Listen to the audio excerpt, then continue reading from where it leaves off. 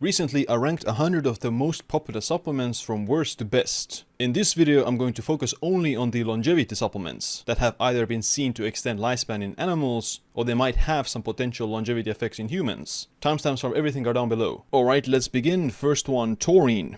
So taurine is quite interesting. There is animal research that it has been seen to extend lifespan in mice.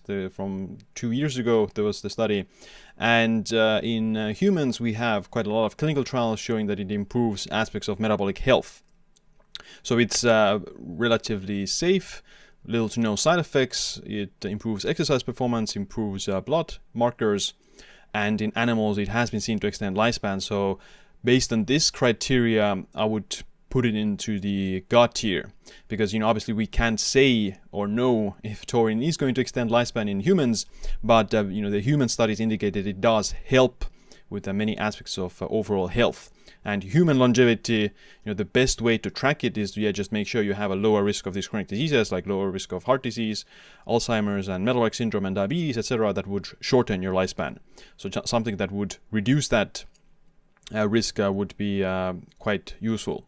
Apigenin, the apigenin mostly helps with, again, the NAD metabolism. It inhibits CD38, which is a glycoprotein that lowers your NAD levels.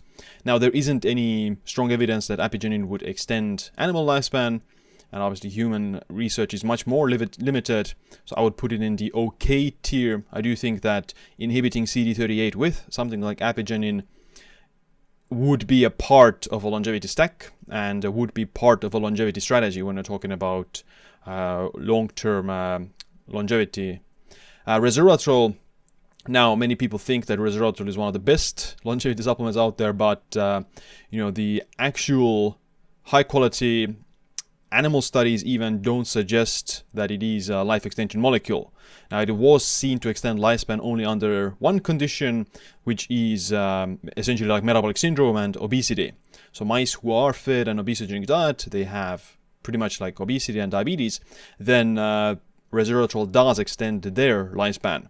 But it doesn't really do that under other conditions, and human research also suggests that resveratrol improves lipids and blood sugar and inflammation markers only if you have diabetes or metabolic syndrome. And it might have some negative effects as well on things like reducing the benefits you get from exercise and reducing your VO2 max adaptation. So it's definitely not a useful supplement for an otherwise healthy individual, in my opinion, and the animal data also suggests that it's not particularly effective. So I would put it in the junk tier based on all of that. But in the previous video, the 100 supplement ranking, I did put it in the junk tier. But here, when we're talking about just longevity, I'll just put it in the bad tier. Because yes, under certain conditions, under certain criteria, it might have some effects, but it's not really that effective. Now, rapamycin, obviously it's not a supplement. I'm just going to put it into this video again because people just ask about it. What do you think about rapamycin? And it's one of the more biggest candidate for extending human lifespan as well. There's no evidence that it would do so currently, but rapamycin is the most consistently shown. It's a molecule that's been seen to extend animal lifespan most consistently in different organisms, and most potently as well. So obviously, based on that, it would be just God tier from a perspective of a life extension. If we were to look at it from the animal data, from human data, it's very early to say, but I've been actually positively surprised by rapamycin over the last few years. In the past, I might have been skeptical about it, that, okay, it inhibits mTOR, it might be bad for muscle maintenance, it might be bad for preserving brain cells because you need mTOR as well for growing brain cells, neurogenesis. But there have been a few studies on humans over the last few years that show that rapamycin not only didn't result in muscle loss, but actually helped to preserve muscle as in older people. So that's quite interesting. I would say that this would really increase potential for rapamycin for being an otherwise healthy, like a longevity pharmaceutical, especially for elderly people. So yeah, with limited evidence, I'm going to put it in the God tier, but based on the animal data, it definitely belongs in the God tier from a life extension perspective solely. Metformin, so this is pretty much paired with rapamycin always. And a similar reason, it's a very popular anti-aging drug, or people take it for anti-aging purposes. But, there's much better alternatives to metformin, such as SGLT1 inhibitors that have been seen to extend lifespan in animals and appear to have much fewer side effects than metformin. So metformin obviously is very cheap, it's easy to find, so it has obviously some potential, and it definitely is beneficial for diabetics or people with insulin resistance, but it also has a few more side effects compared to like some of these other SGLT1 inhibitors. And metformin use in some studies is seen to be associated with longevity, but those studies tend to be a bit poorly done. And if you just look at what happens to people who don't have diabetes, what if they take metformin, then it doesn't extend their lifespan, or it's not associated with increased longevity in those individuals either. So I'm going to put it in the okay tier from the perspective of longevity and lifespan, because the animal data also isn't that consistent with metformin. Calcium alpha-ketoglutarate. So this one has been seen to extend mouse lifespan. It has limited data on humans, so there's not a lot of clinical trials on humans. One of the few clinical trials on humans looked at epigenetic age, and calcium alpha-ketoglutarate did reduce DNA methylation age in humans. So, that could be a sign in a positive direction. So you have two, I guess, indications that it has some potential. Firstly, the mouse life extension, and in humans, reduction in biological age. But I wouldn't associate a reduction in biological age in humans with greater life extension or greater longevity. We don't have that kind of data to claim that, but I would put it in the okay tier because of that same reason. Yes, it possibly has life extension effects. In animals, it has been seen to do so. In humans, because it doesn't have any other clinical data really, there's very limited evidence about it helping with wound healing or bone density, but it doesn't have some other metabolic health benefits compared to something like taurine. Melatonin. So melatonin, I would put it in the good tier based on the longevity and anti-aging perspective. And the reason for that is because we just don't have that much data about even animal data for longevity or life extension. In humans, it again improves many aspects of metabolic health, such as lowering insulin resistance, lowering inflammation, lowering lipids in higher doses, and improving sleep. So it's definitely very worthwhile for most people. With age, you see a decline in melatonin, so elderly people will definitely benefit from melatonin, and it improves aspects of metabolic health as well. So I'll put it in the good tier, and it's not in the God tier because of the somewhat limited data for life extension from animal studies. SIRT6. So SIRT6 is the only sirtuin seen to extend lifespan, and it doesn't really have that much other evidence. Unfortunately, it is possible to buy it as a supplement, but there's no other clinical trials on SIRT6, unfortunately. And the only evidence we could use is that it might extend lifespan, or it has been seen to extend lifespan in mice, although it's not that well studied compared to something like rapamycin, for example. So I'll put it in the okay tier. It doesn't appear to have side effects or any significant side effects. So I'll put it in the okay tier for that reason. NAC, so NAC, especially combined with glycine, so the GlyNAC combo, has been seen to extend lifespan in mice and in humans. It's also been seen to improve certain functional outcomes, grip strength, walking speed, cognition, body composition, metabolic health markers, etc. Then it also has anti-inflammatory effects. So I would, in my opinion, it is God tier based on the combination of those factors. So animal data plus human data from clinical trials. So it's much more studied than like melatonin or SIRT6 in the context of longevity. NMN, so NAD booster, doesn't appear to have side effects, so it's not going to be in the bad tier. It's not really miraculous either, unfortunately. A few years ago, many people would have had the impression that it is a next miraculous molecule, but unfortunately the clinical trials out there right now suggest that it does something, but it's not really significant. You know, that something mostly is a slight improvement in insulin sensitivity, reduction in inflammation, maybe some improvements in physical function as well. And in animals, I have seen one study where it was seen to extend lifespan in mice, but nothing, or that's the only one. So I'll put it in the okay tier based on that. So again, any longevity stack would have some aspect of NAD support. So Apigenin for reducing CD38, which results in greater NAD recycling and production, and some NAD boosters such as NMN, NR, or niacinamide. I'll put them all here. They're in the same bucket in my eyes, that they do have some benefits. They all raise NAD, so it doesn't really matter which one you take. And some longevity stack would have some component of NAD metabolism, either one of these three and an additional CD38 inhibitor. Niacin is also an NAD, supports NAD production. It also has the additional benefit of increasing HDL cholesterol, but unfortunately raising HDL cholesterol doesn't reduce the risk of heart disease. It's been seen already several decades ago that although you see increase in HDL from niacin, it doesn't really reduce heart disease events. So again, I'll put it in OK tier for that reason. It's in the same bucket as other NAD boosters for me. Next up, quercetin. So this is a senolytic that will help with senescent cells. There is some potential life extension effects as well from animal studies. In human studies, much more limited evidence.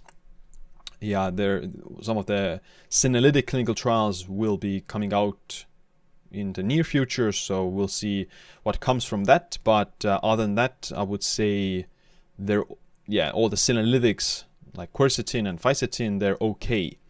So they do work in terms of inhibiting senescent cells, but based on the human data, we can't really say much about their effectiveness. They do reduce senescent cells in humans as well, but what is the actual outcome of that? Based on the information right now, I really can't say. And another issue with the senolytics is that you don't always want to inhibit the senescent cells, because senescent cells are also involved in wound healing. They have other benefits, so you don't always want to eliminate your senescent cells, especially if you're younger, possibly. And elderly people also need wound healing, obviously. So we don't have the exact protocol. What's the best protocol to use these senolytics? How much? What's the dose? How frequently? You know, a lot of companies market that, okay, take it twice a month, 2 days a month, that's it. Well, there's no evidence that that is the protocol that would work. They just come up with their own protocol. So, I wouldn't know if that would be the best protocol. But similar to NMN and NAD boosters, a good longevity supplement stack or a pharmaceutical stack would involve some aspects of senolytics, whether that be quercetin, dasatinib, which is the antihistamine that was combined with quercetin, seen to be effective for life extension in animals and removing senescent cells. So I would put all the senolytics into this okay category. Yes, they work, but we don't know exactly what the protocol is. Glycine. So glycine, I'll put in the God tier immediately. You know, mostly because it's an easy win. Now, glycine isn't going to extend your lifespan miraculously, and even in animal studies, it hasn't been seen to extend animal lifespan very significantly. But it is like a sure bet. It's a very safe compound, and it's just like an easy win. So it's obviously much less effective than rapamycin in terms of life extension in animal studies, and even taurine. So taurine has also seen to extend lifespan in mice more so than glycine. So glycine gives it like a small extension of lifespan in animal studies, in mouse studies. And when it comes to humans, combined with NAC, it improves physical function, cognitive function, body composition, and markers of metabolic health, other hallmarks of aging. So it is a very consistent consistently shown to have benefits, very safe and easy win. So that's why, again, I would always add it to someone's longevity stack for those reasons. It's an easy win, it's a safe, little to no side effects. Some people might report nausea or headaches or something like that. But in the majority of cases, it's very safe. Spermidine, so as a supplement, there's no side effects from it. As a supplement, the only effects that I've seen are slight potential improvement in cognition and potential skin health benefits. But in terms of life extension, not so much. And spermidine is popular mostly because dietary spermidine intake is associated with reduced mortality. So if you get over 11 milligrams of spermidine a day from your diet, then that is associated with a slight reduction, if I'm not mistaken, 30% reduction in mortality risk.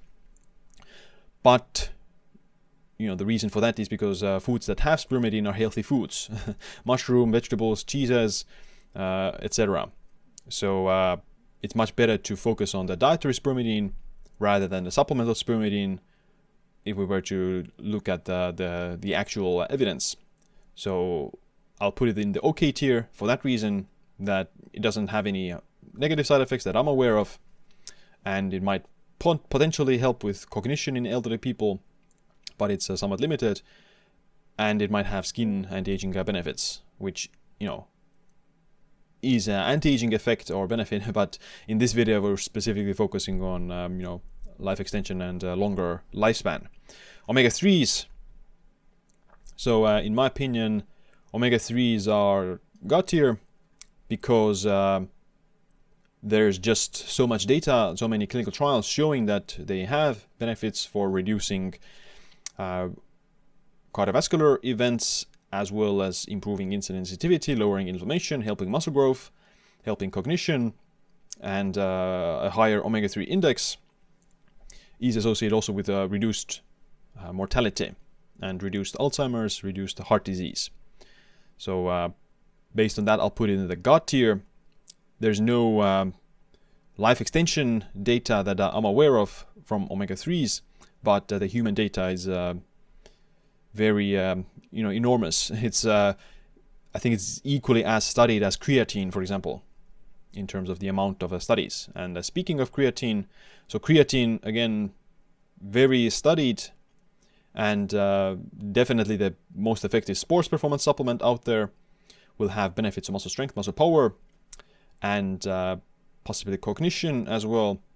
But the thing with creatine is that it's not going to give you cognitive superpowers. It's not going to increase your cognition beyond the normal. It's going to make up for some deficit in cognition that could be caused by sleep loss, sleep deprivation, jet lag, head concussion, traumatic brain injury, and those kind of things. So it obviously has very useful effects, and definitely for sports performance, but I wouldn't consider it an actual longevity supplement for that reason. I would, I guess, it's still better than some of these other supplements here. It has definitely a lot more evidence. It's not going to have like an actual life extension effect, but it supports health span, I guess, so that your physical health will be better for longer, and possibly also cognitive health will be better for longer. Pterostilbene. So this is a cousin molecule for resveratrol.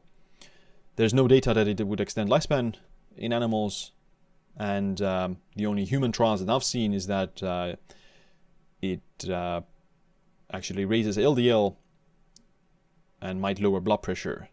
So I'll put it in the bad tier because there's just very little data about that, and possibly negative side effects in terms of a lipid profile.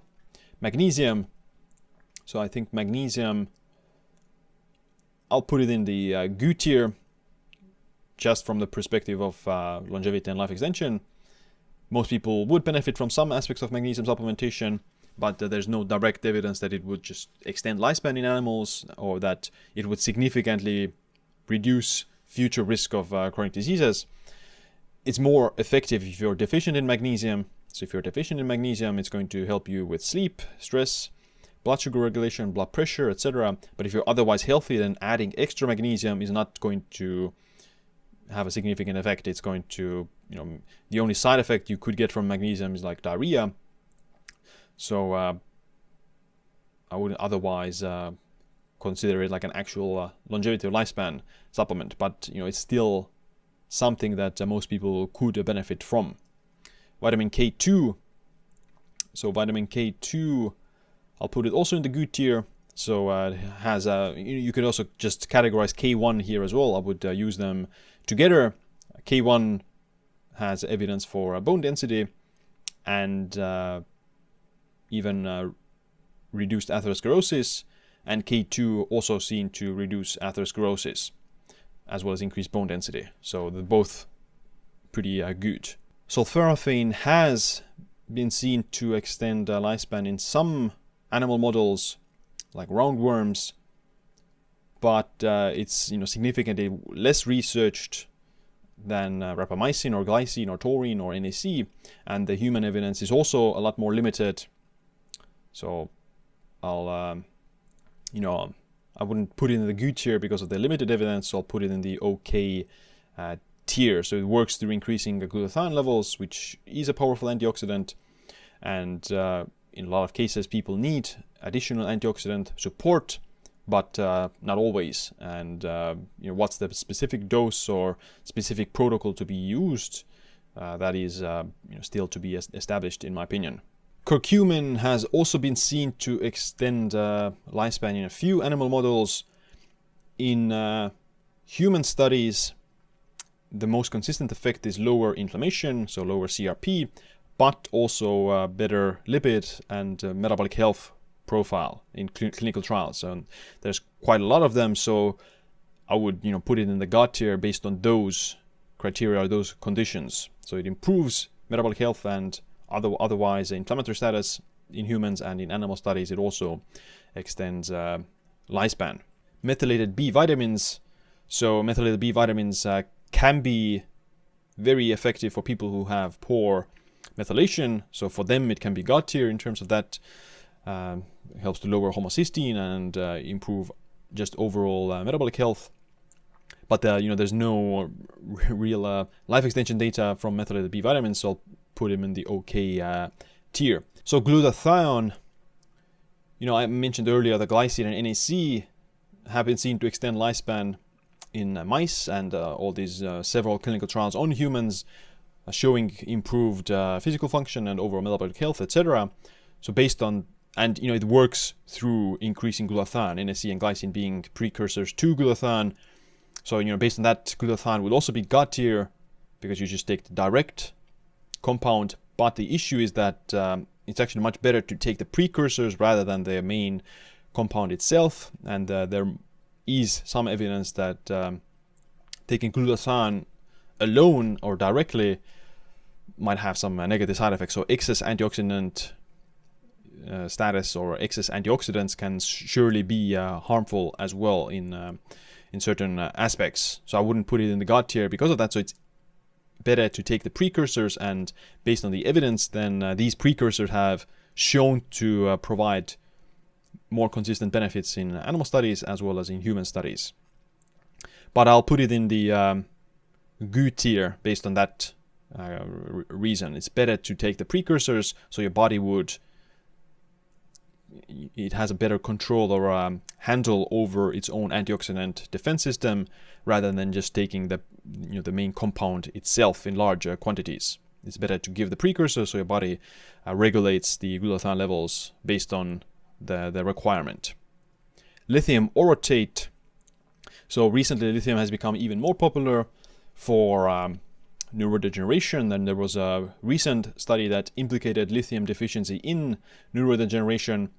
And there's this interesting data that regions with higher lithium in the drinking water have lower rates of suicide, lower rates of homicide, and greater longevity. So there might be something there. It's obviously very rough data, these drinking water data with lithium, but there's some of these clinical trials as well on people with bipolar disorder, where individuals taking lithium have lower rates of future dementia.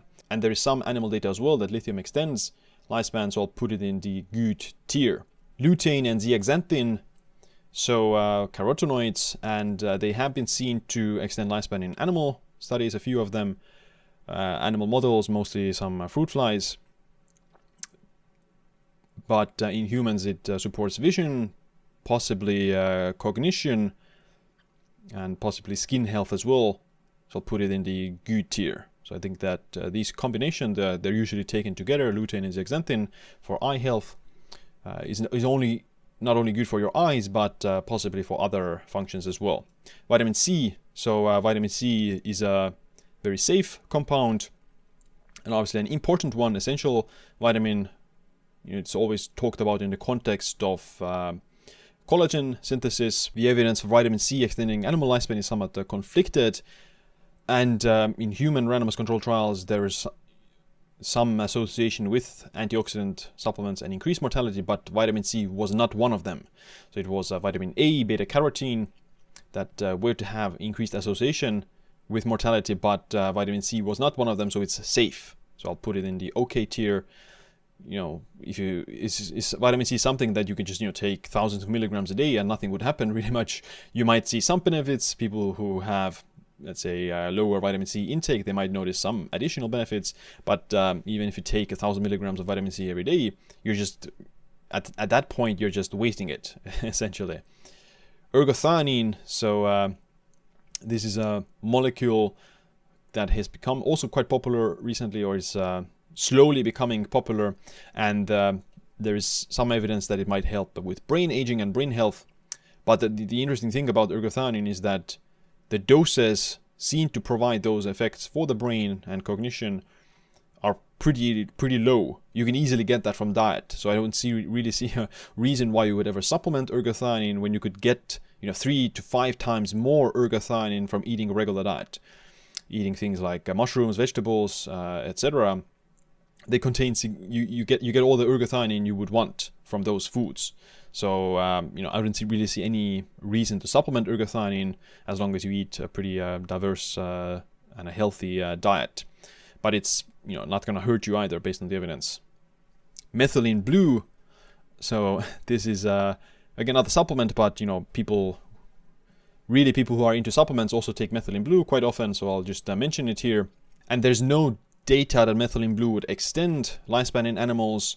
The human data is more about specific medical conditions, and it's mostly theoretical, so there's really no evidence that you get to go with when we're talking about methylene blue.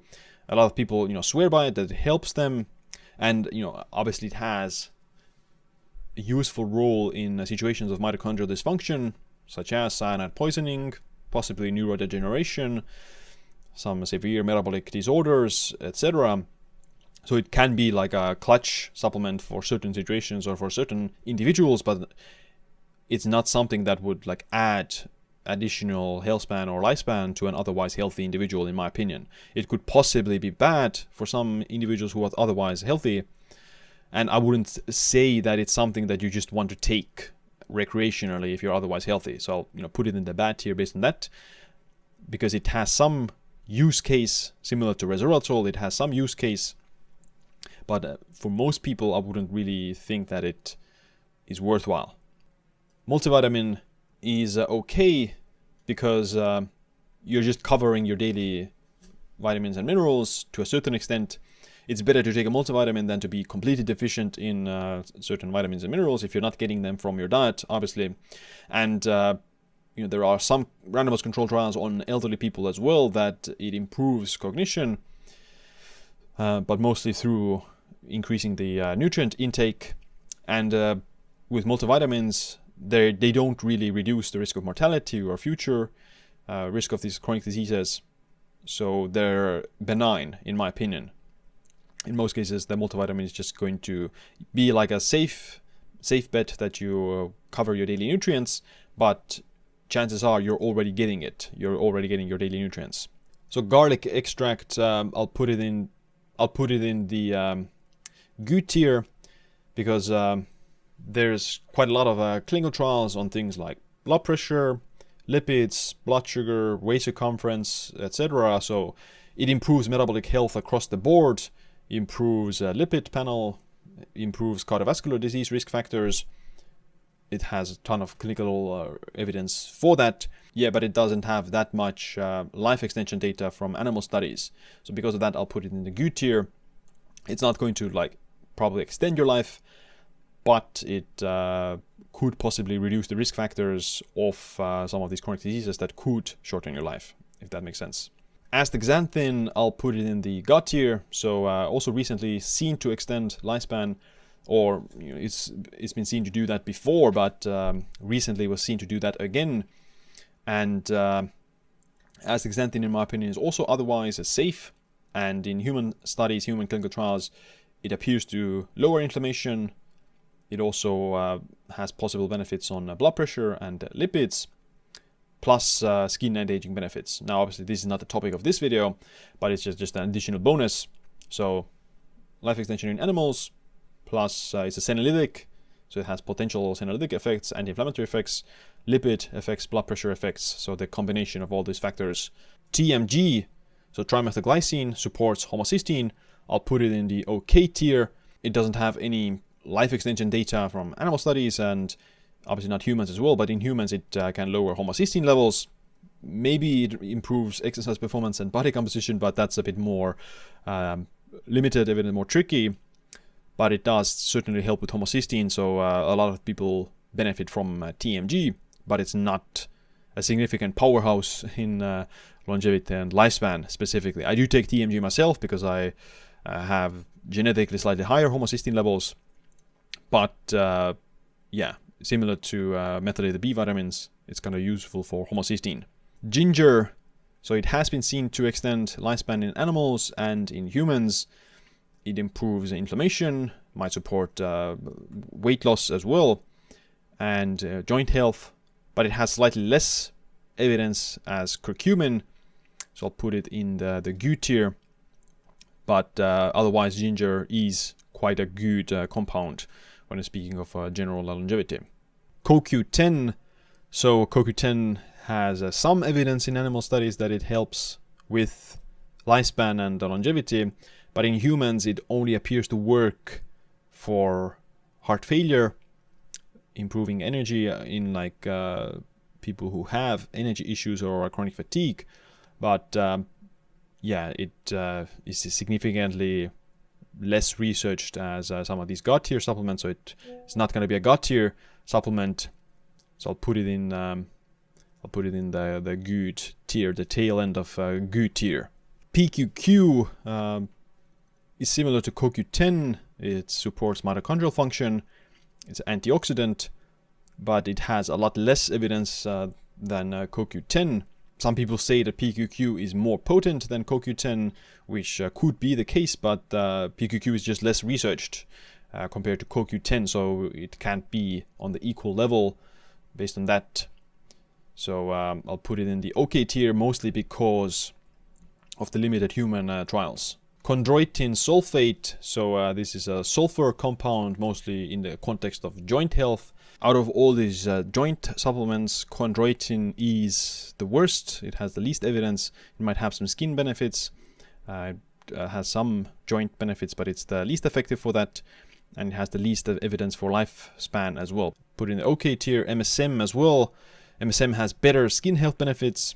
And I wouldn't even actually consider the best benefit of MSM being skin health based on the evidence that I've seen. So it's not nearly as good for joint health either, but it's good for skin. But it doesn't have that much evidence for life extension. In the previous video, I put it into the good tier, but that's because I'm mostly impressed by the skin benefits from MSM rather than the potential life extension benefits. So in this video, it's going to be OK tier because the limited lifespan and longevity benefits, but for skin health it's good in my opinion. Glucosamine, on the other hand, will be in the good tier, as was in the other video, because yes, it has joint benefits, but glucosamine use is also associated with reduced mortality and reduced heart disease in humans.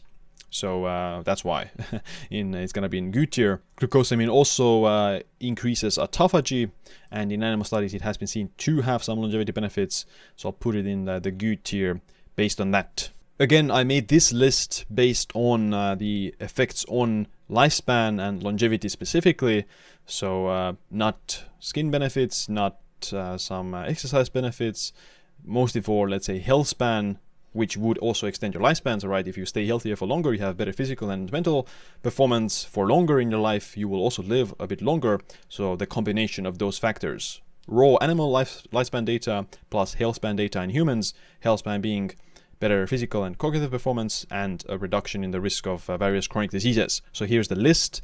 Based on that, obviously it's going to be slightly different than the total 100 most popular supplement list that I made previously. And the reason for that is because, in that video I ranked things based on the overall data, so everything that is about this supplement, whatever I was ranking. But in this video I'm gonna just look at raw animal lifespan data plus the human health span data, because that's the only thing we can take from human studies. So the list, the god tier supplements, taurine, rapamycin, NAC, glycine, omega-3s, curcumin, astaxanthin. Everything here except rapamycin was in the god tier from the previous video as well. So again, these supplements I would consider one of the best supplements out there. Good tier. A few of these supplements were in the god tier in the previous video, such as melatonin and lutein. So magnesium as well was in the god tier with some of them. So it doesn't mean that they're bad. It's just that in the context of lifespan specifically, they're less effective as these god tier supplements. Creatine is a god tier supplement for sports and other things, but the evidence for lifespan and longevity is much more limited. And OK tier supplements, so these supplements again are not bad.